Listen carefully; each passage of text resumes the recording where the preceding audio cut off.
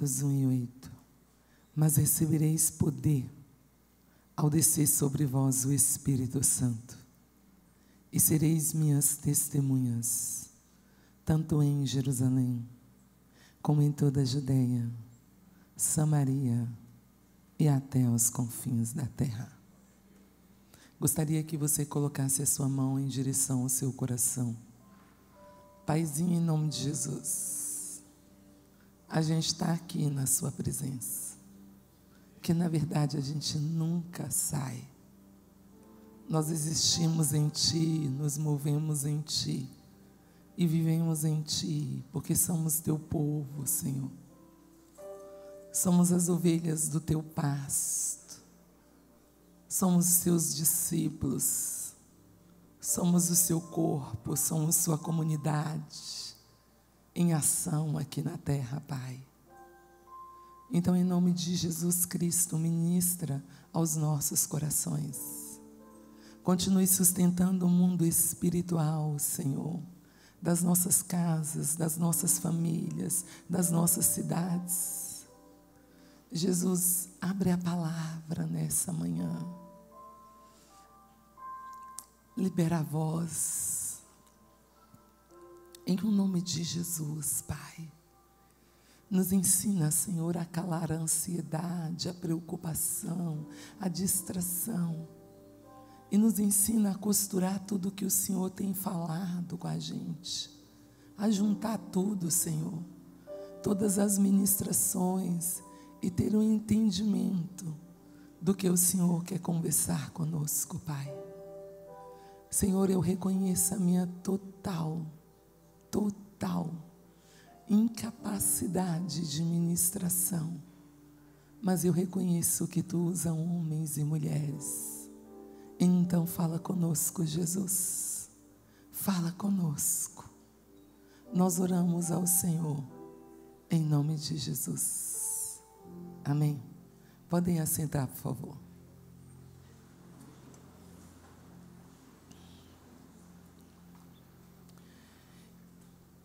A apostila, como o Eliabe já disse aqui, o pastor Eliabe disse, ela está acessível para os irmãos. E hoje eu quero trazer a meditação que está na apostila, se você quiser acompanhar aí. Alcançando as cidades. Nós temos visto todos esses dias que ser missional, que uma igreja missional é a comunidade dos discípulos de Cristo Jesus em ação. Que todos nós que estamos aqui fazemos parte dessa comunidade dos discípulos de Cristo em ação. E essa comunidade em ação, ela não faz missão esporadicamente, mas ela encarnou a missão de Deus. A missão de Deus foi dada a Jesus. E Jesus deu à igreja. E está muito claro em João 20:21. E a igreja, tendo encarnado essa missão, apropriado da missão de Deus, ela cumpre a missão de uma forma integral, na sua vida diária. Ela é missional. Nós falamos aqui ontem, ela dorme em missão e acorda em missão. Ela está em missão o tempo todo. Ela está em missão aqui e está em missão lá. E quando ela vai às nações, ela está em missão. Quando ela vai às tribos indígenas, ela está em missão. Quando ela está entre os ciganos, ela está em missão. Quando ela está com os mais pobres ou com os mais ricos, ela está em missão. Quando ela está trabalhando com os surdos, se especializando para isso, ela está em missão. Quando ela está no hospital trabalhando, ela é, ou ele é, um médico, um missionário médico. Ele é um advogado em missão. de Deus aqui na terra. Ele é um professor em missão de Deus, exercendo uma profissão aqui na terra. Ela vive em missão. É por isso que ela sempre está voltada para fora. Quando o Senhor chamou Abraão, no capítulo 12, o Senhor disse para Abraão, para ele sair da sua parentela, do meio da sua parentela, e ir a uma terra que o Senhor mostraria. E de Abraão o Senhor formaria uma nação, que foi a nação de Israel. E em Abraão, e através da nação de Israel, todas as nações seriam abençoadas na terra. Então vamos tentar entender isso aqui de uma forma mais clara. A palavra de Deus diz para nós, pode ajudar, pastor Everton? A palavra de Deus diz para nós que Deus pegou Abraão, centralizou Abraão, centralizou Israel e colocou Israel aqui no centro. E essa visão em Abraão, essa visão em Israel, é um modelo de Deus para aquele tempo. E o modelo de Deus para aquele tempo é uma visão centrípeta. Abraão, Israel, está no centro. E as nações seriam atraídas até Israel. A revelação está com Israel. Israel é a detentora da revelação. Mas a revelação não é só para ela. Ela também precisa comunicar, ela precisa partilhar de uma forma atrativa, porque a revelação, Deus está nos garantindo que ela seria atrativa, que as nações, que a Síria viria até Israel e seria atraída, ficaria encantada, em um poder de atração muito grande, ela viria até Israel. Que a Fenícia viria até Israel, em um poder muito grande de atração, eles viriam até Israel. Que o Egito, pode vir?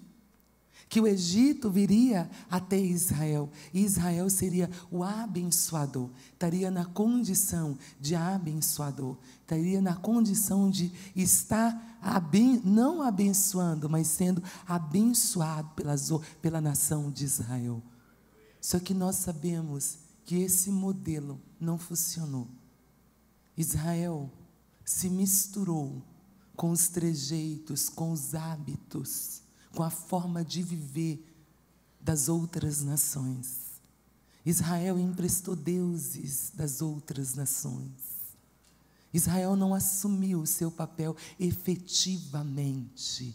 E Deus mudou a metodologia dele. Mas Deus já sabia, porque Jesus é o Cordeiro morto antes da fundação do mundo. E o centro agora não é mais Israel, mas o centro é Jesus. É o Evangelho de Cristo, cristocêntrico, Jesus no centro. Jesus sendo entronizado nas aldeias, Jesus sendo entronizado nas cidades, Jesus sendo entronizado nas nações, é cristocêntrico, Jesus no centro. E os homens das nações, os homens das cidades, eles vêm até Jesus, todos vêm até Jesus. Só que as pessoas que vêm até Jesus, elas recebem algo. Quando elas reconhecem Ele como o único e suficiente Salvador da sua vida, elas se tornam a comunidade do Cristo ressurreto. Elas se tornam o corpo dele, ela se torna o rebanho dele, ele se torna senhor dessa comunidade, a cabeça dessa comunidade, e ele dá a essa comunidade o Espírito Santo, que é a força impulsionadora para se realizar missões em qualquer lugar. Não se faz missões sem a ação do Espírito Santo. Atos 1:8, mas recebereis a virtude do Espírito Santo e ser-me-eis testemunha Testemunha de quem? Do Cristo. A mensagem é o Cristo.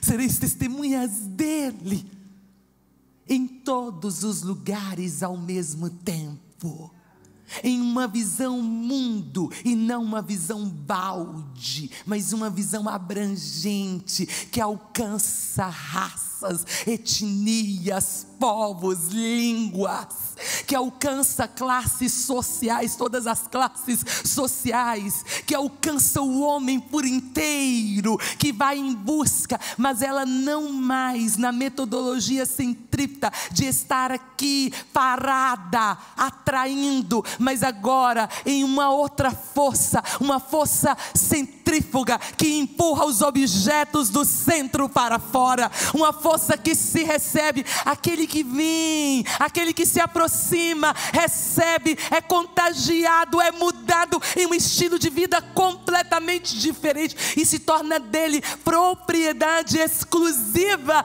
dele, com o propósito anunciar as virtudes daquele que buscou das trevas e trouxe para a gloriosa luz de Cristo Jesus.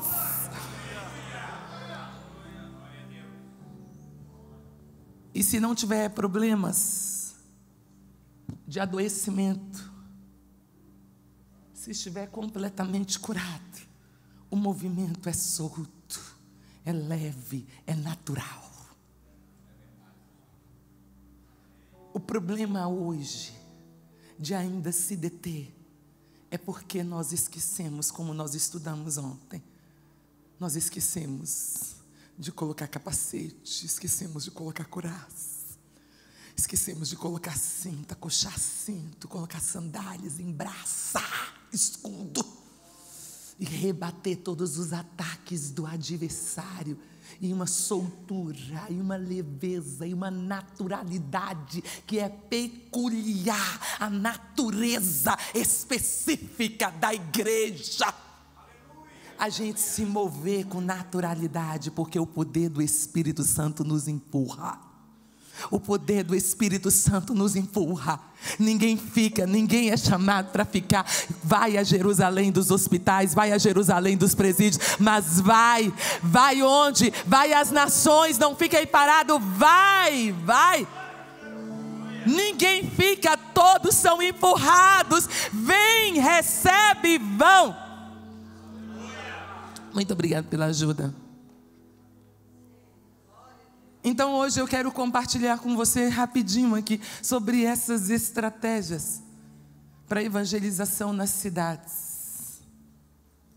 Irmãos, na receita de bolo, todas essas estratégias aqui, elas não vêm aqui simplesmente para dizer para você assim, vai surgir isso no final. Vem para você pegá-las, analisá-las, compreendê-las e, se possível, colocar em prática na sua vida. E a primeira estratégia que eu tenho aqui é a estratégia de nortear-se nos campos do Senhor. Se você tem o poder do Espírito Santo, e esse norteio que eu vou puxar aqui é o norteio da vida do apóstolo Paulo. O maior problema em missões é uma igreja perdida nos campos do Senhor.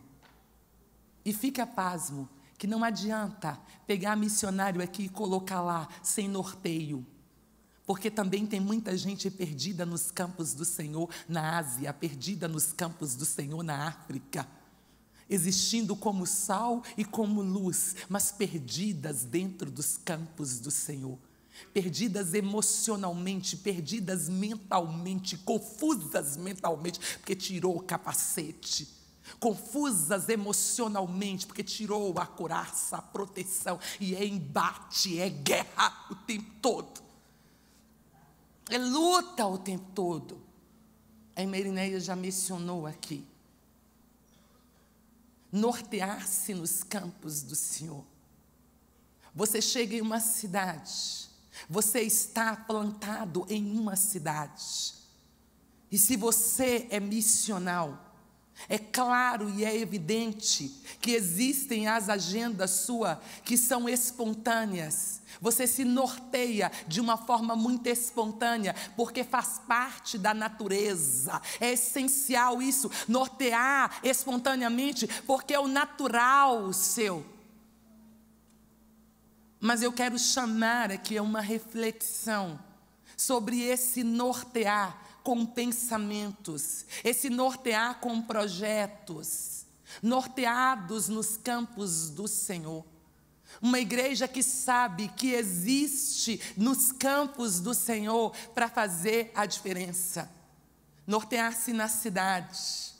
Nortear na cidade, encontrando os grupos menos alcançados do Brasil, encontrando dentro da sua cidade os imigrantes. Nós vimos aqui ontem que nós temos 100 nacionalidades diferentes dentro do Brasil, e dentre as 100 nós temos 27, que seria impossível, quase impossível a entrada como missionário dentro daquela cidade, mas algumas famílias estão estabelecidas aqui e você pode ganhá-las, nortear-se. Talvez tenha grupos de ciganos, nortear-se para os ciganos. Nós temos no Brasil 700 ciganos, 700 mil ciganos que ainda não foram alcançados, nortear-se. Nortear dentro do país em direção sinalizada por Deus nesses dias para os ribeirinhos, para as 10 mil comunidades ribeirinhas não alcançadas. Nortear-se como o que a Ana está fazendo ali atrás, aprendendo a linguagem de sinais, a linguagem não verbal. Para quê? Para atingir, para alcançar os surdos, que são 9 milhões de surdos no Brasil. Nortear na cidade para os hospitais. Nortear na cidade para as cracolândias, nortear nas cidades para as bocas de fumo, nortear na cidade para a escola pública, nortear na cidade. Em Melisama não temos acesso, tem a porta da escola pública. Nortear-se na cidade. Hoje tinha uma surpresa linda. Eu estou entrando aqui embaixo, e de repente uma moça vem e me abraça. Só que, claro, quando ela me abraçou, eu sabia que não era um abraço de dias, não era alguém que estava me cumprimentando, era uma história me cumprimentando. Eu não reconheci, mas eu sabia que era uma história me cumprimentando pela expressão dela. E demorou alguns segundos para me localizá-la, e quando eu localizei, ela disse: você me discipulou, você norteou o caminho até a minha casa, você me buscou. E me veio a cena exatamente onde ela estava escondidinha. E me veio a cena, eu indo buscá-la e trazendo para a igreja e dizendo: você um dia vai ser uma pregadora. E sentando com ela, tempo para estudar a palavra de Deus com ela. E ela disse: eu nunca imaginei encontrar você aqui em Blumenau. Ela estava ali embaixo com a criança dela. Você não sabe, mas nortear-se. Onde é que você precisa se nortear? Talvez você está no lugar que Deus te plantou. Plantado por Deus, mas perdidos dentro do lugar que Deus te plantou. Nortear-se para fora e nortear aqui dentro da cidade. Nortear, a irmã Irineia tem dito aqui que nós temos 16 mil povos 16 mil povos no Brasil, no mundo. E entre esses 16 mil povos no mundo, nós temos 7 mil povos não alcançados. 7 mil povos, irmãos, que estão no grupo de resistência. Nortear-se para isso. Nortear-se para alcançar. A tarefa foi feita e ficou mais difícil. Imagina uma prova de matemática. Eu não sou boa em matemática, né? Se você não é como eu, não é bom em matemática, e você pega algumas questões de matemática, e você tem as mais fáceis. De onde você começa? Das mais fáceis, e tenta resolver as mais fáceis. E depois você vai para as mais difíceis. Em missões aconteceu isso. Nós fizemos as questões mais fáceis, nós fizemos o que era mais fácil, o que tinha a mesma língua, o que tinha mais facilidade geográfica, o que tinha menos resistência cultural, onde os grupos mais resistentes ao evangelho, onde o budismo não estava, onde o hinduísmo não estava, onde o animismo não estava predominando, onde o ateísmo não estava predominando, onde o islamismo não estava predominando, nos grupos de resistência nós nos afastamos um pouco. E agora o Senhor nos chama para nortear para esses lugares que ficaram os povos não alcançados do mundo atual em que nós vivemos. E nós temos hoje, de toda a força missionária, 3% dos missionários trabalhando nessas regiões. Nortear-se nos campos do Senhor, mas é para nortear com o seu vizinho. E nós vamos entender que Paulo, ele tem essa missão de norteio. Paulo chega nas cidades e ele não se perde nas cidades. A primeira cidade que nós temos um norteio muito grande é Paulo chegando em Antioquia da Pisídia, em Atos capítulo 3. A primeira coisa que ele faz é procurar o quê? Procurar a sinagoga e pregar dentro da sinagoga. Nós temos Paulo em Icônio procurando a sinagoga. Nós temos Paulo norteado em Listra, na praça, pregando na praça. Nós temos Paulo norteado em locais públicos, em Atenas, pregando na praça em Atenas. Nós temos Paulo norteado em Éfeso, pregando na escola de Tirano, norteado dentro de uma escola de Tirano, sabendo o que está fazendo, se norteando em locais públicos, se norteando nas casas. Atos capítulo 18 e o versículo 8, Paulo está na casa de Tício, pregando o evangelho ali. Atos 20 e o versículo 20 diz que Paulo estava em Éfeso, pregando também de casa em casa, nortear-se para casa, para os pequenos grupos, para a evangelização de crianças nas casas, para a evangelização de pessoas, de idosos que nunca viriam à igreja, devido a algum problema de locomoção ou alguma outra necessidade específica, e você nortear-se até o idoso, para que o idoso venha conhecer Jesus, nortear-se nos campos do Senhor. Pense nessa manhã, se você está totalmente norteado nos campos do Senhor. Pense qual tem sido sua atuação na cidade. Pense qual é a sua atuação. Qual é a sua atuação no shopping? Qual é a sua atuação nos bairros menos favorecidos? Qual é a sua atuação nos pontos de droga? Qual é a sua atuação nos bares? Na adolescência, Deus me disse que era para pregar nos bares. Então eu cheguei para o meu pai e disse: pai, o Senhor disse que é para pregar nos bares. E ele disse: ô filha, você é menina, não pode ir para bares, tocar em bares, é muito perigoso. Eu disse: disponibiliza uma equipe, pai, com violões, nós vamos até os bares e vamos pregar nos bares.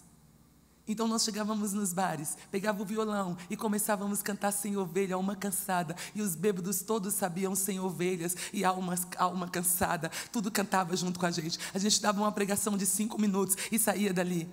Sabe o que acontecia no domingo? A nossa igreja estava cheia daqueles bêbados. E o Senhor começou a salvar os alcoólatras da nossa cidade. Não importa onde Deus está sinalizando para você, deixe o Espírito Santo sinalizar. Norteie-se nos campos do Senhor. Não se perca na sua vida emocional, nos seus conflitos, nos seus achismos, nos seus enhenhenhes, aiaiais e oioiós. Não se perca nisso, como a irmã Irineia disse aqui, não se perca nos seus milindres.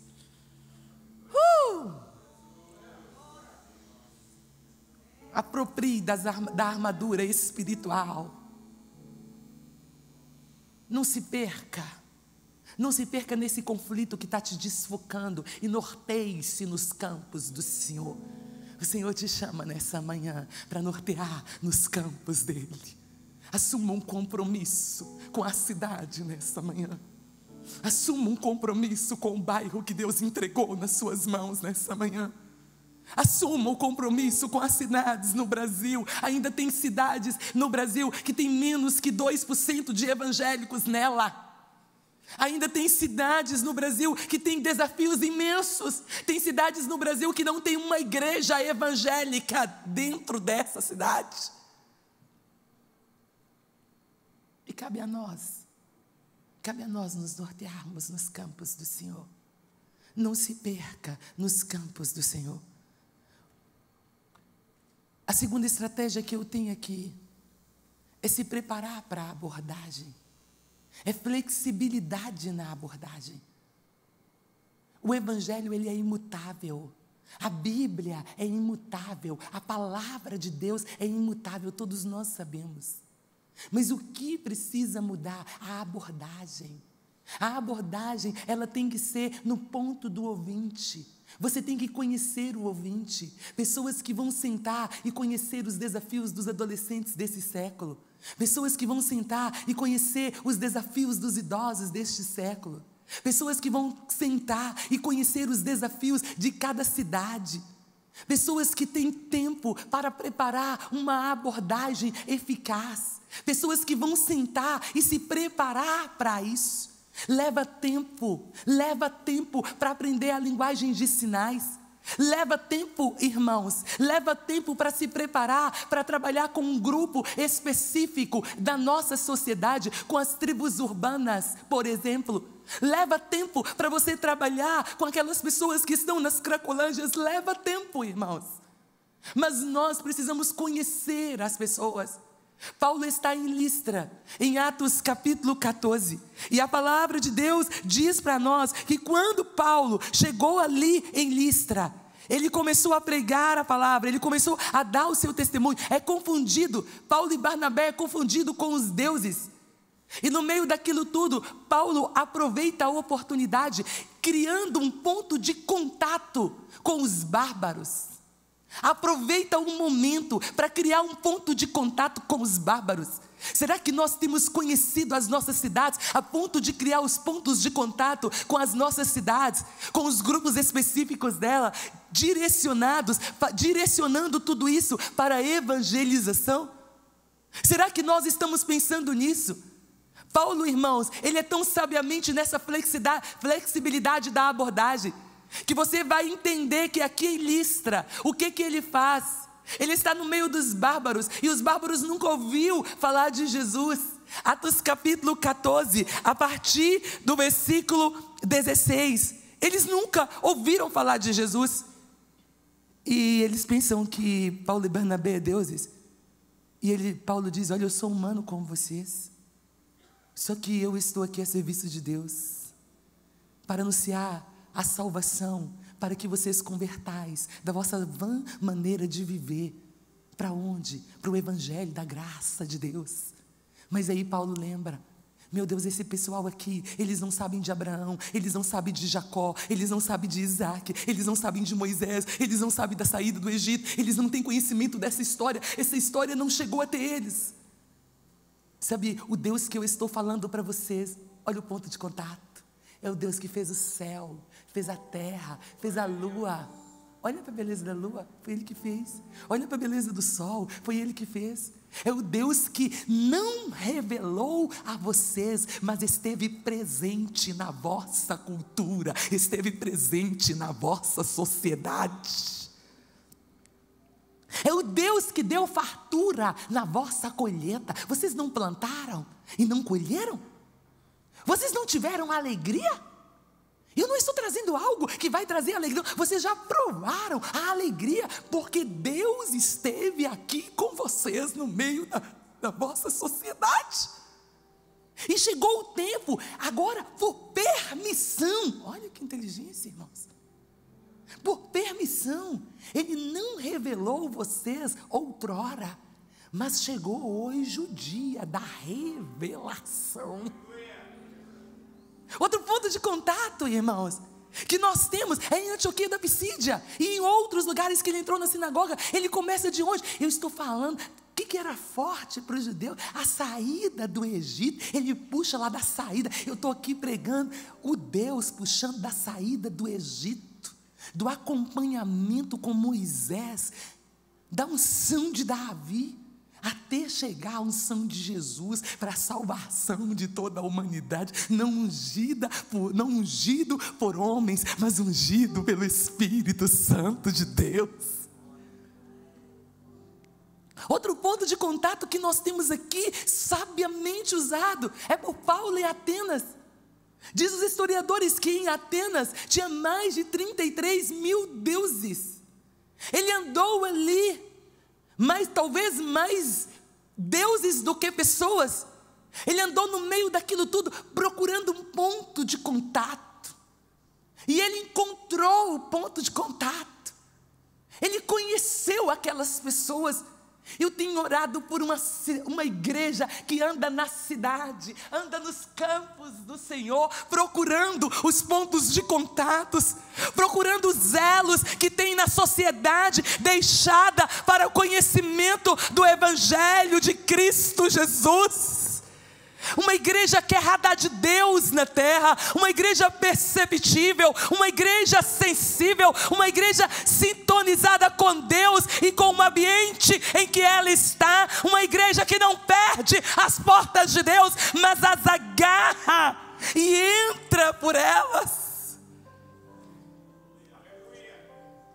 E vendo o altar que foi construído ao Deus desconhecido, Atos 17, a partir do 23, ele vem, ele chega, gente, por que eles tinham construído aquele altar, eles eram tão idólatras, que eles tinham medo de deixar uma divindade sem altar. Então eles construíram para todos que eles imaginavam, mas pode ser que alguém vai ficar triste por não encontrar o seu altar aqui, então vamos construir um altar ao Deus desconhecido. Paulo pegou a deixa e disse: eu estou aqui para falar de um Deus que vocês já construíram um altar para Ele. Eu estou aqui para falar de um Deus, mas não é a abordagem.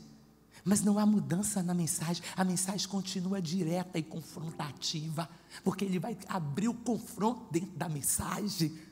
É a abordagem, é para o alcance, é a abordagem de Jesus com a mulher samaritana, lá em João capítulo 4. É essa preparação, é essa sabedoria, é o desenvolvimento disso na vida da igreja missional. Tem que haver esse desenvolvimento, irmãos. Onde Deus te plantou, onde você está, você tem que desenvolver, você tem que buscar isso de forma apropriada para executar no reino do Senhor. Jesus usou a água, a mulher tinha uma sede de água física, e Jesus se manifestou como a água da vida, que transformaria, tiraria ela de um estilo de vida e colocaria ela em outro estilo de vida, dando respostas que ela precisava através de um ponto criado por Ele mesmo, através de uma necessidade da mulher. E Paulo diz: olha, esse Deus que eu estou anunciando é Deus que fez o céu, fez a terra, fez o mar. Eu conheço a vossa poesia. Vocês, poetas, disseram: porque nele vivemos, porque nele movemos e somos dele a vossa geração.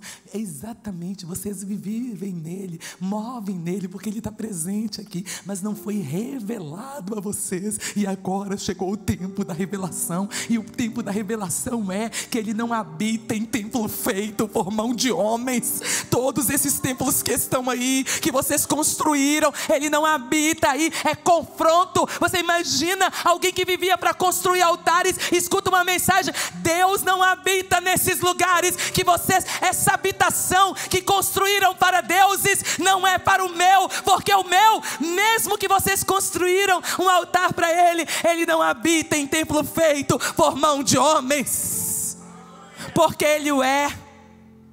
Ele fez de um só homem toda a raça humana, porque Ele é. É uma abordagem em que não menospreza o conhecimento do ouvinte, mas pega o que o ouvinte tem e parte disso.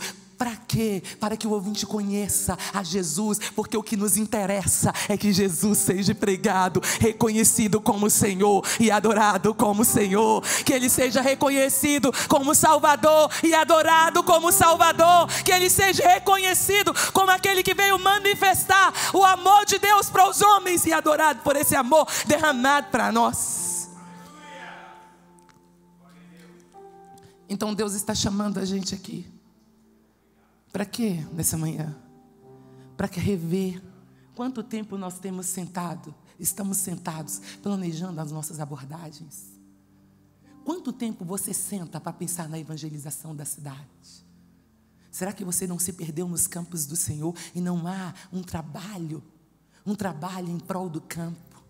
Talvez você não está ativamente agora, você está no seu processo de estudo. Mas você pode, nesse processo de estudo, começar a planejar, começar a descobrir as estratégias de flexibilidade, para as abordagens que você terá daqui para frente, para conduzir as pessoas a Cristo.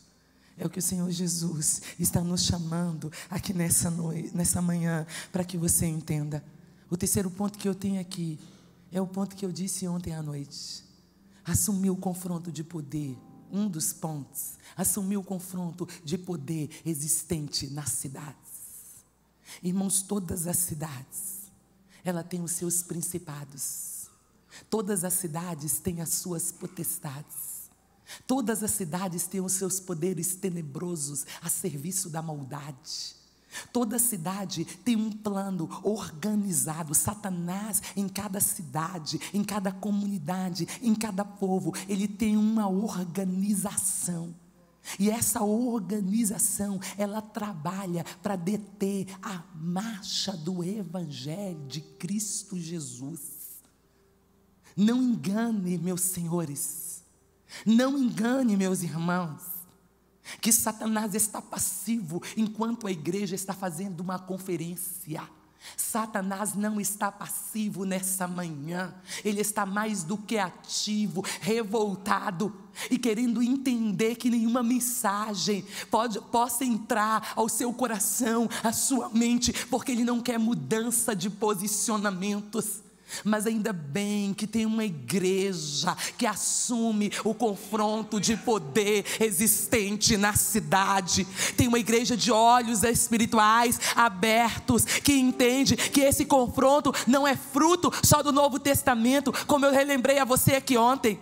O primeiro confronto que Deus pediu foi para o povo de Israel, em Deuteronômio capítulo 12, quando vocês entrarem na terra prometida, destrua todas as construções de adoração aos outros e constrói para mim, mas limpa tudo, destrói tudo. A igreja participa do confronto quando ela assume que foi dada a ela, Marcos 16 e o versículo 17, expulsarão demônios. E é tão comum ver isso no campo missionário. É tão comum. Eu trabalhei em uma comunidade, dando estudo bíblico 30 dias para pastores. E os feiticeiros escreveram uma mensagem e mandaram entregar a mensagem para mim.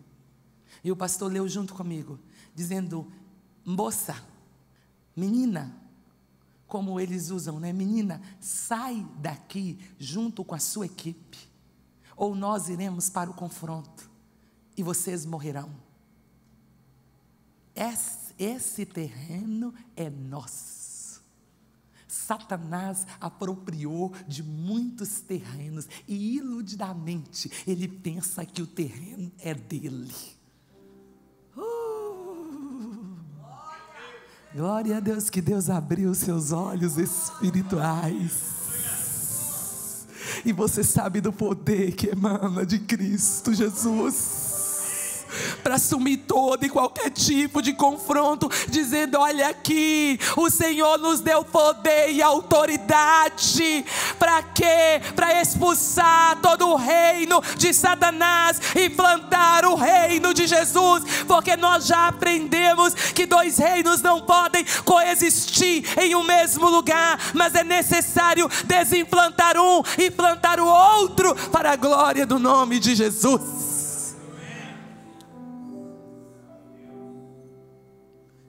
E numa manhã eu estava dando o estudo bíblico, acho que já contei aqui, em algum evento.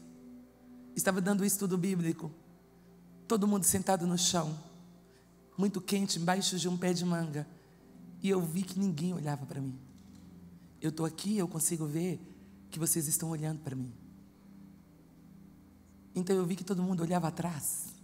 Então eu viro, e quando eu viro estão os feiticeiros vestidos de pena de peru, com as mãos estendidas, falando em dialeto. E eu perguntei para o pastor: o que eles estão dizendo?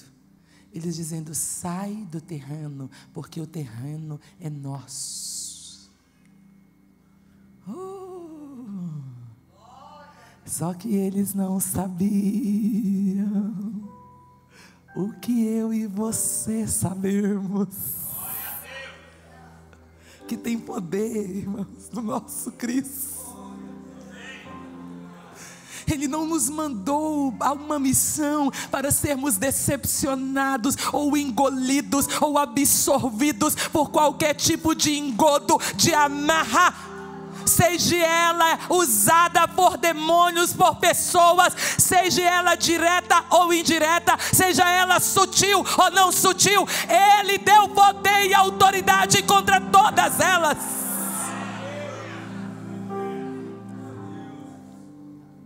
Os jovens que estavam ali fizeram o favor de me correr, por medo. Nós estendemos as mãos junto com alguns pastores e começamos a dizer: há poder no nome de Jesus. Eles correram, foram embora. Correram literalmente, questão de segundo eles correram. E tinha um pastor ali, eu pedi para ele: vai olhar lá, porque os feiticeiros correram. Os feiticeiros estão tomando banho no rio, porque as penas começaram a queimar. Então, para não serem queimados, eles estão dentro do riacho tomando banho. E eles mandaram uma mensagem para nós dizendo: fique, porque vamos dividir a terra com vocês. Não ia dividir coisa nenhuma, porque a terra não é deles. Assumir o confronto espiritual existente na cidade. Assumir o que impede a marcha do evangelho. Assumir o confronto de poder existente no mundo islâmico, no mundo budista. Assumir no mundo animista, assumir o confronto de poder nesses lugares, assumir em relação às tribos indígenas, assumir em relação àqueles que estão nas drogas, assumir o confronto de poder. Tem aqueles que estão diante de Deus, batalhando em oração, em jejum, porque o próprio Jesus disse, lá em Marcos capítulo 9, a partir do versículo 28, depois de terem tentado expulsar o demônio daquela criança e não terem conseguido, e Jesus chegou, conseguiu, então eles estão em casa e eles fazem uma reunião com Jesus e eles perguntam: Jesus, conta pra gente por que a gente não deu conta. E Jesus diz: preocupa não, é porque existem domínios, tem castas, tem domínios que só saem com jejum e com oração. Tem domínios, irmãos, que a igreja tem que assumir diretamente. Tem domínios na cidade, tem domínios em lugares que a igreja precisa abrir os olhos espirituais. Todas as vezes que começar a ter recorrência de fatos, pessoas saindo da igreja, explosão de alguma coisa, que recorre hoje, recorre amanhã, recorre depois, para minar. Essa estratégia velha de Satanás. Ele trabalha para minar, para exaurir a força, para você perder a força no combate. Levante e assuma isso, não ligado a pessoas. Assuma isso em uma sensibilidade e entendimento que a sua guerra não é contra a carne e nem contra sangue, mas que a sua guerra é contra os principados, contra as potestades, contra os dominadores deste século tenebroso. Ele é seu único arqui-inimigo. Você está conseguindo entender? Paulo fez isso. Ontem eu citei aqui Paulo em Pafos, e o procônsul, Atos capítulo 13, o procônsul, a partir do versículo 6, o procônsul quer ouvir a palavra, mas Elimas, que é Bar Jesus, um significado bom do nome, mas Paulo o identifica como filho do diabo, cheio de engano, cheio de malícia, inimigo da justiça de Deus. E Paulo não usa um termo fraco, mas Paulo faz um confronto, porque percebe que ali há um engodo do inferno. Existem momentos, irmãos, que temos que ser como Paulo, perceber a ação maligna e ir direto, vai ficar cego, porque você está tentando roubar aqueles que são para o conhecimento da palavra e para a salvação. Tu fica cego, tu não vai acertar caminho nenhum. Uma das coisas que mais me chamou a atenção no Timor, eu disse aqui ontem, foi o espírito do sono. A pessoa vivia um milagre, vivia uma transformação muito linda, e chegava a hora da evangelização, e ela preparava tudo para te receber, para você evangelizá-la. E quando você abria a Bíblia e começava o estudo bíblico, ela literalmente dormia. E você tentava acordar e ela não acordava. Você pegava água, colocava no rosto e a pessoa não acordava. Literalmente dormia, um sono profundo. Quando você começava a assumir aquilo em batalha espiritual, repreender os demônios, aquelas pessoas acordavam para ouvir a palavra do Senhor. Sutileza, engano. Paulo teve isso sutilmente em Atos capítulo 16. No episódio daquela menina que era usada com espírito de adivinhação. Por muito tempo, por alguns dias talvez, Paulo deixou que ela fizesse um enunciado, declarando realmente quem ele era. Esses homens que vos anunciam o Evangelho são servos do Deus Altíssimo. Mas chegou um momento que Paulo viu que não dava mais, que aquela menina estava debaixo de uma legião de demônios. E Paulo repreende o demônio. Custa, porque eles revoltaram contra Paulo, e custou o quê? Custou o que tem no campo, custou as retaliações, custou uma prisão injusta, custou 49 chibatadas, custou uma exposição de ficar desnudo em praça pública.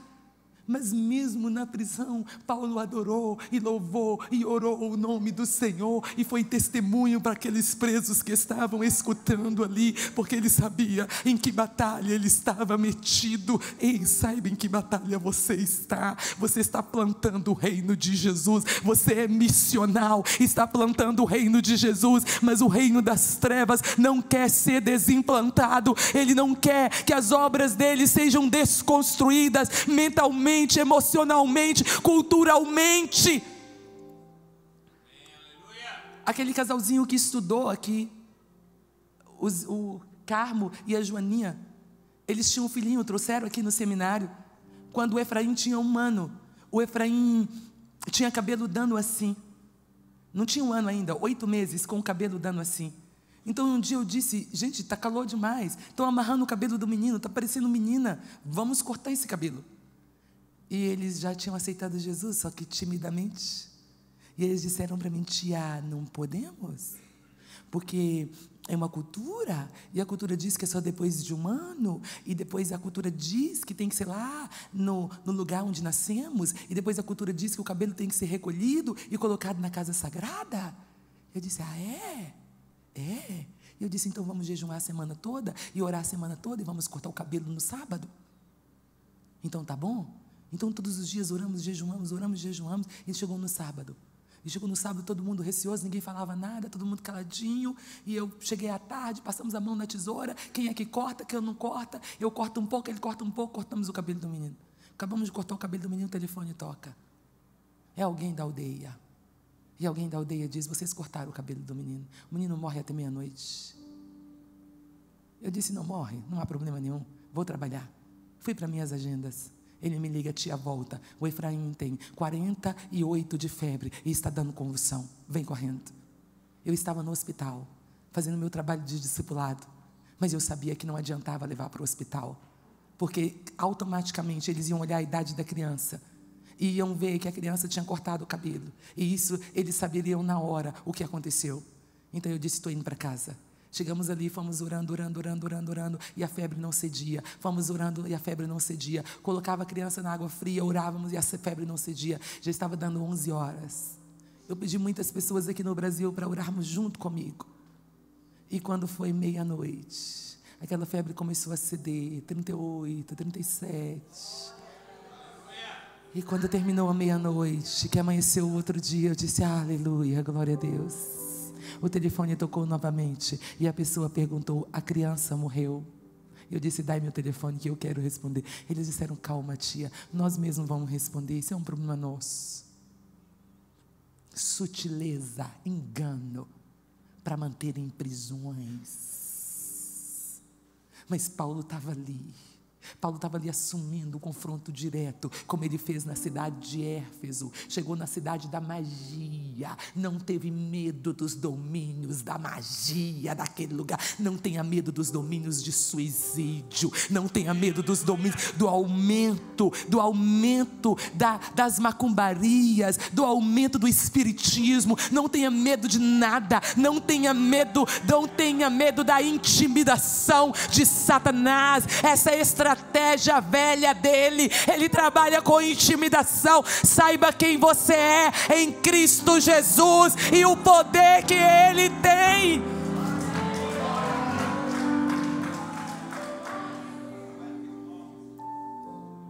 O mesmo Paulo disse que Deus ressuscitou a Jesus, colocou Jesus à sua direita e deu poder e autoridade para Jesus sobre todos os poderes que se nomeia nessa terra. Quem manda é Ele. Quem de fato rege é Ele. Seja crente, creia nele. Creia no que você abre a boca e anuncia. Creia nele, irmão, creia nele. Aleluia. E foi com essa pregação de 2 anos, de jejum, de oração, de vigílias, na cidade de Éfeso, de libertações ali, libertações aqui. E a ponto dos filhos de Seva, vem Paulo fazendo libertações e tentarem imitar. E os demônios deram sobre os filhos de Seva, os endemoniados bateram, os deixaram desnudos. E disseram para eles: conhecemos a Jesus e sabemos quem é Paulo, mas você não é conhecido de nós, nós não sabemos quem é você. A igreja é legitimada para todas as batalhas espirituais na terra. Você pisa no Egito, o inferno sabe que você pisou lá. Você pisa na Indonésia, naquele lugar que você sente a opressão, o inferno sabe que você pisou ali. Você pode não ter consciência, mas o inferno olha para você na comunidade que você está. E se você é corpo dele, igreja missional em ação, ele olha e o reconhece ali. Então assuma a batalha espiritual na cidade. Não existe, irmão, não existe. Não existe. Não existe evangelização sem assumir a batalha espiritual. Quarto ponto que eu tenho aqui, eu já estou terminando. Tem uma agenda organizada. Tem um filhinho de um irmão aqui da igreja que ele disse assim para o filhinho: vamos lá ouvir a irmã Elisama, está pregando lá em Blumenau hoje. E ele que me contou que o menino disse assim: vai falar sobre remindo o tempo, agenda organizada, já sei tudo isso. Porque eu vejo a necessidade de falar sobre isso. Amém. Irmãos, o tempo foi dado a nós somos mordomos desse tempo. E eu vejo, Moisés entendeu isso tão claramente, quando ele diz, no Salmo 90 e no versículo 12, ensina-me a contar os meus dias, de maneira que alcance coração sábio. E eu citei lá no CTM, que Russell Shedd, fazendo uma interpretação desse versículo, e ele usou isso muitas vezes antes dele morrer, que dias não contados, foram dias que você não aprendeu nada, e não produziu nada. Foi dias que você vagou, dias que você desnorteou, dias que terminaram e não houve uma aquisição de conhecimento, espiritualidade não avançou, porque foi negligenciado os hábitos, e também não houve uma tarefa específica organizada. Nós só avançaremos em missões quando nós pegarmos o tempo, remir, tomar da mão do entretenimento, tomar da mão do ativismo, tomar da mão das tendências modernas, do exagero na tecnologia e falar: olha aqui, tempo, quem guia você sou eu, que tenho o Espírito Santo de Deus. e reorganizar nossas agendas em tempo proveitoso, irmãos. Temos tempo para discipulado efetivo, temos tempo para ministrações efetivas, temos tempo de qualidade no campo, olho no olho, gastar tempo com gente, sentar com gente, amar gente, ter tempo de qualidade com o pecador, irmãos. Não há norteio sem organização de agenda. Pode amar missões, pode tirar o balde da cabeça e ver o mundo, se não se organiza no tempo, se não sabe a hora que vai levantar, se é tomado pela procrastinação, o espírito do século, e não permite a ousadia de organização do tempo, além das suas forças. Nós vamos encontrar isso em Paulo, no meio de uma situação difícil, de deixar para trás Silas, de deixar Timóteo e provavelmente nosso irmão Lucas. Ele chega em Atenas e todos os dias está na praça pregando, todos os dias, sistematicamente. Atos 17. Atos 19, o versículo 8 e 9, Paulo está em Éfeso, na escola de Tirano, pregando todos os dias. Paulo está preso em Atos 28, nos últimos versículos de Atos 28, Paulo está preso em uma prisão domiciliar durante 2 anos, todos os dias ele recebe pessoas para ministração, agenda, homem de organização.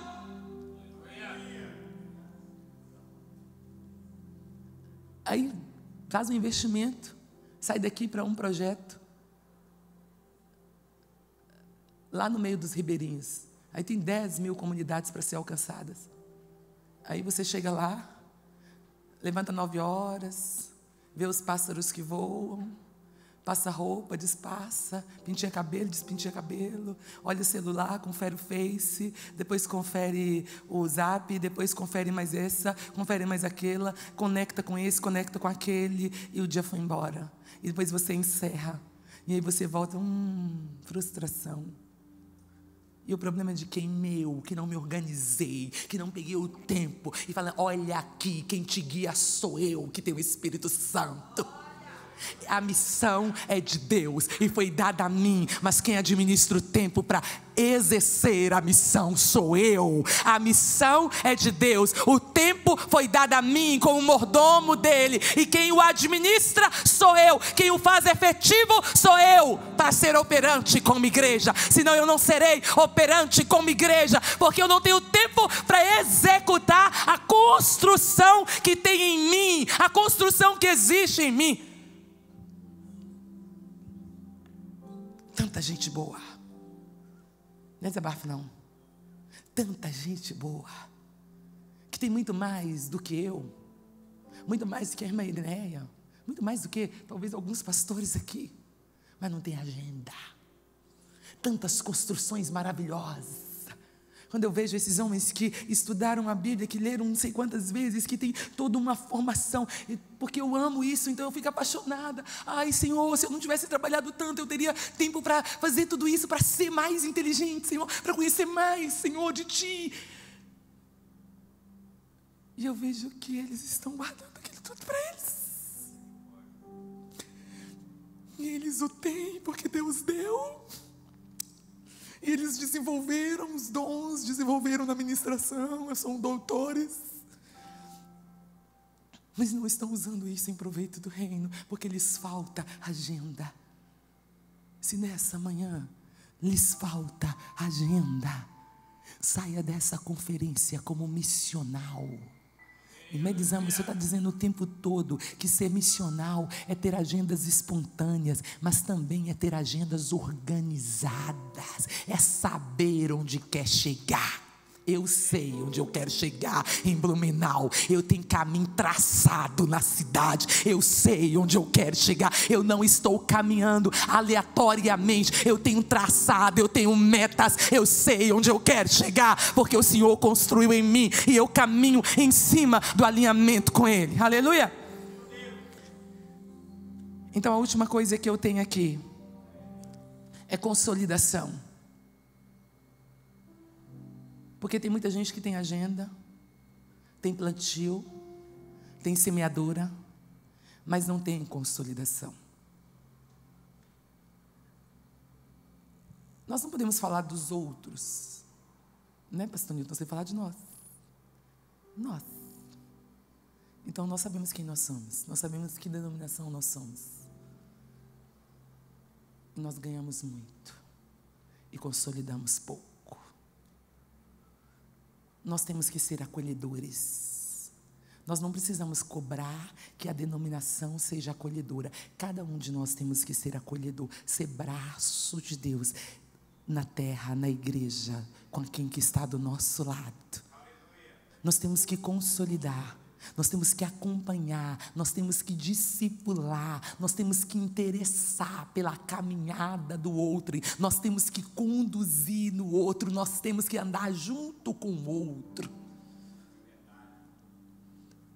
Paulo é o homem da consolidação. Eu queria que você colocasse de pé.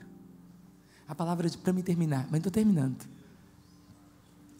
A palavra de Deus diz, e eu disse aqui para você que na primeira viagem missionária, Paulo plantou igreja em meio à perseguição na Antioquia da Pisídia, plantou em Icônio, plantou em Listra, saiu de Listra debaixo de um apedrejamento e plantou em Derbe.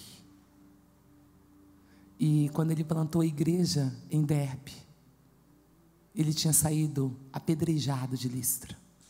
E conforme os estudiosos, aquela região da Turquia, né?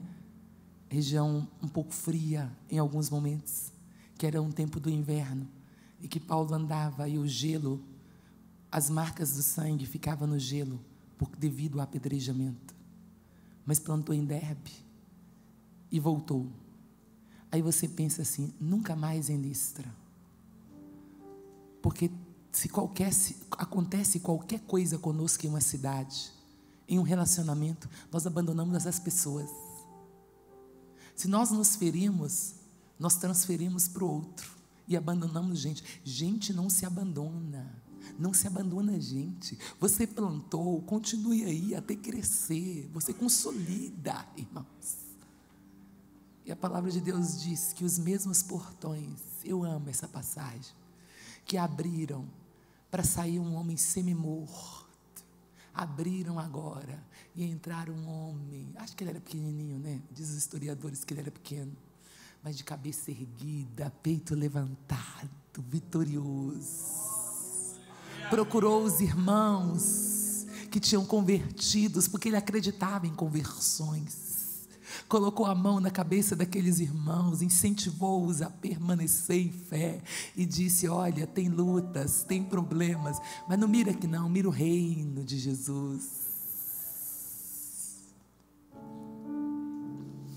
Nunca mais em Icônio, que nada, entrou em Icônio, foi expulso de Icônio, entrou em Icônio. Foi expulso da Antioquia da Pisídia, entrou lá, estabeleceu a igreja, estabeleceu presbíteros, orou com a igreja. Voltou para a Síria, para o quartel-general de missões em Antioquia, fazendo minha as palavras da irmã Irineia. Chegou sem vitimismo, chegou sem nhenhenhen, chegou sem, ai que dói da direita, ai que dói da esquerda, estou desistindo. Não inspira outros jovens. Às vezes os relatórios, nós que estamos aqui, que somos missionários, tem que ter cuidado com o que passamos aqui no púlpito. Nós não dizemos que estamos promovendo missões?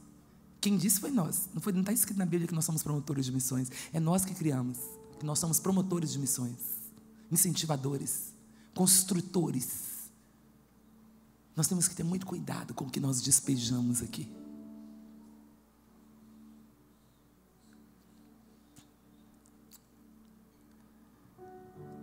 Qual é o relatório dele? A igreja de Antioquia sentou para ouvir o relatório. E o relatório é: uma grande porta nos abriu na região da Galácia.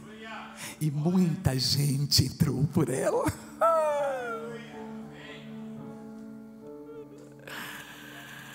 Ai, diz que um missionário, todo mundo conhece a história, mas deixa eu contar ela aqui mais uma vez.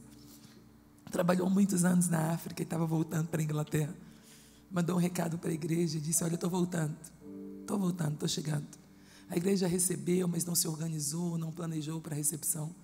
Então estava voltando de navio, quando o navio chegou ali no porto.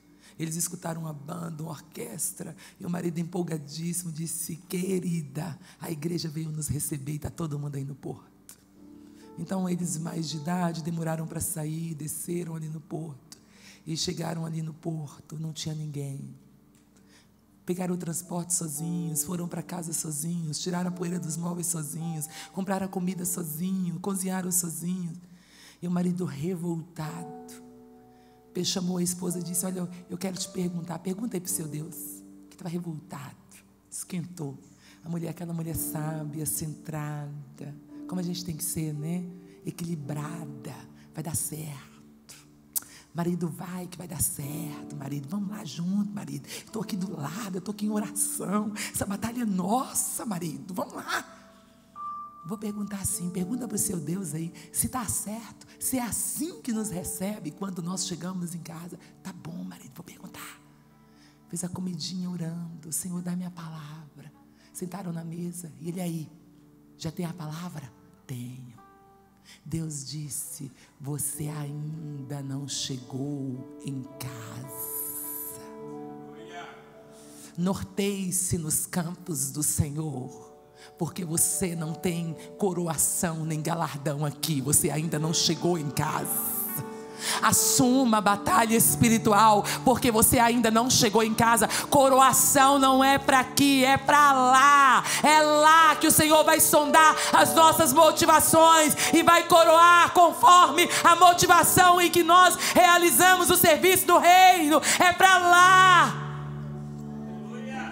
Organize as suas agendas efetivamente, não perca tempo, se norteie, organize-se no campo, consolide o que você cuidou, faça discipulado, acompanhe gente, seja acolhedor, seja os braços de Deus aqui na terra.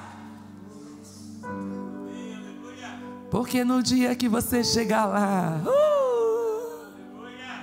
a orquestra dele vai se colocar de pé. Quem vai te receber é o próprio Deus.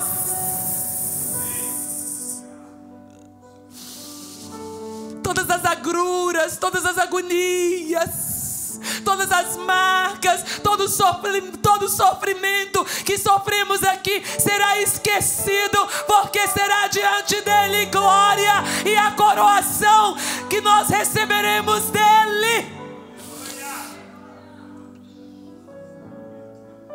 E a alegria de contemplar aqueles que você lutou por eles aqui.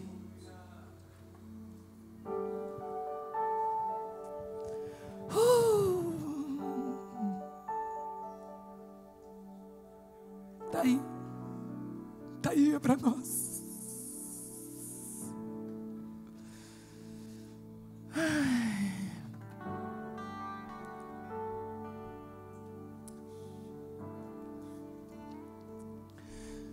Não vai demorar.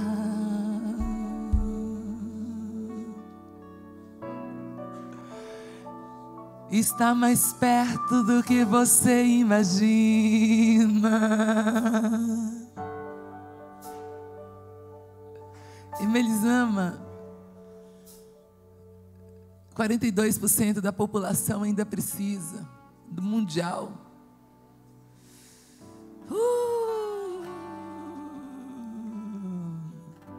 Ele planta hoje, colhe hoje. É Senhor do tempo, é Senhor da história. Os homens e as mulheres para esses lugares, Ele já os tem.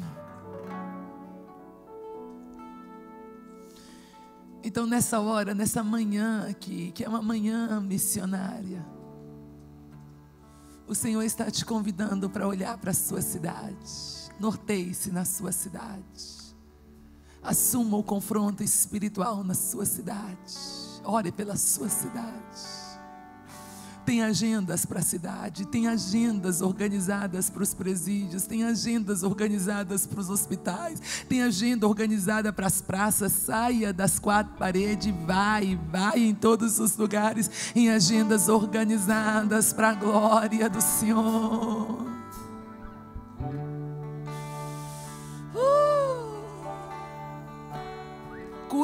Cuide, gente, acompanhe, gente. Abra o seu carro para trazer pessoas. Abra a sua casa para receber pessoas. Reino.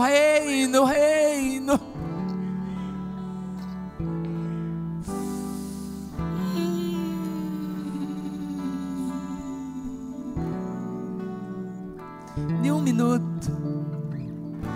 Você que quer assumir um compromisso com Blumenau, vem aqui.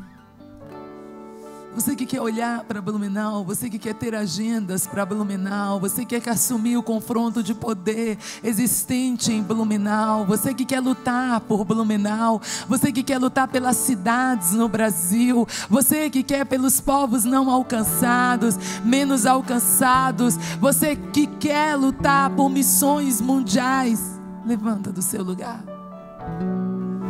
Choemagacio de Maias.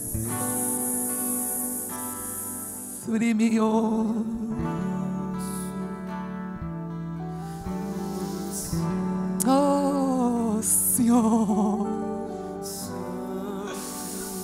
venha teu reino, que tua vontade seja feita aqui em Blumenau, como ela é feita no céu. Que teu reino seja buscado aqui, como ele é no céu, Pai. Senhor, seja feita a tua vontade para todos os homens. Oh, Pai, sem contestação nenhuma, ela é feita aí no céu, Pai. Então que ela seja feita aqui, que venha a tua vontade na vida de cada irmão. A terra como é no céu, deixa o céu. Deixa o céu descer aqui sobre nós, Pai. Imprime aí em nós, Senhor. Tatua aí em nós a sua missão, Senhor. Tatua a missão de Deus aí. Imprime aí, Senhor, de uma forma que nunca se apague, Senhor. E faz-nos olhar para a nossa cidade por inteiro. Faz-nos amar a nossa cidade por inteiro. Nos norteie nessa cidade. Nos norteie nessa cidade. Oh Deus, nos norteie nessa cidade, Senhor. Nos norteie nessa cidade. Que venha a tua vontade. Que venha a tua vontade na prefeitura. Que venha a tua vontade, Senhor, nas escolas públicas. Que venha, Senhor, em todos os segmentos da sociedade, Senhor, de Blumenau. Que venha a tua vontade. Estabeleça a tua vontade. Estabeleça a tua vontade. Que ela seja estabelecida em cada bairro. Que ela seja estabelecida, Senhor, em cada rua. Que ela seja estabelecida em cada comércio. Que ela seja estabelecida nas nossas igrejas. E que venha agora o mover do Senhor, Pai. Porque nós recebemos uma palavra que a nossa visão será ampliada. Então amplie, Senhor. Amplie a visão desses irmãos que estão aqui à frente. Amplie a visão deles. Que eles tiram agora, Senhor, toda visão limitada, pequena, seja enrolada nessa noite. E que eles recebam, Senhor, uma fundamentação de estacas grossas. E que as cordas sejam alongadas, Senhor. E que venha um crescimento da igreja em Blumenau. Um crescimento que nunca houve na história do mundo, Pai. Um crescimento nessa igreja, Pai. Oh Deus, um crescimento da tua igreja nos quatro cantos dessa cidade. Visita essa cidade, Senhor.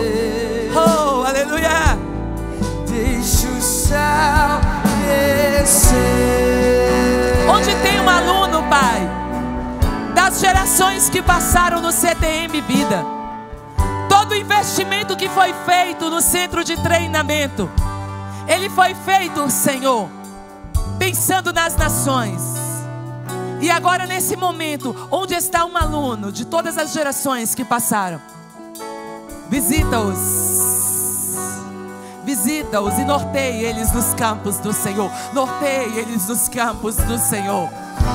Onde tem um aluno do CTM Vida, que ele levante para assumir, Senhor, a batalha espiritual, onde ele está plantado e onde o Senhor o levar. Onde tem um aluno do CTM Vida, Senhor, que nessa hora ele se levante com uma agenda organizada, que venha uma organização, Pai, na agenda dele, Pai. Tira o mundo da agenda dele, tira, Senhor, as coisas fúteis da agenda dele e organiza a agenda dele, Pai. Que venha, Senhor, alunos que passaram pelo CTM, levantem para consolidar o que já foi plantado e levantem para plantar. Os irmãos que estão aqui à frente, eles deixaram seus lugares e estão aqui diante da presença do Senhor. Eles estão olhando para o Senhor agora, e eles veem o teu poder, eles veem a tua majestade. Todos eles sabem que o Senhor deu o Espírito Santo, e o Espírito Santo é a força que eles precisam. Então empodera aí com a força do Espírito Santo. Espírito Santo, ocupa todos os espaços, mente, coração, e move o teu povo, Senhor, nas tuas agendas. Move a igreja de Blumenau nas tuas agendas. Move a igreja de Blumenau conforme a tua vontade. Que haja uma leveza e naturalidade agora. Não deixa é um compromisso que eles estão fazendo contigo aqui. Não deixa nenhum, Pai, nenhum, Pai, nenhum, Senhor, fora do que tu tens. Mas que tudo que pesa essa jornada sai agora no poder de Cristo Jesus. Tudo que pesou a jornada e tirou a leveza dela, vai agora no nome de Jesus. E que a leveza da jornada evangelística venha sobre eles. Que a leveza da jornada evangelística venha sobre todos eles. Sobre cada um, Senhor, sobre cada um. A leveza da jornada evangelística, a espontaneidade da jornada evangelística venha sobre eles. Oh Deus, que venha agora essa visão totalmente missional sobre eles, Pai. E Senhor, move eles, move, Senhor, move, Senhor.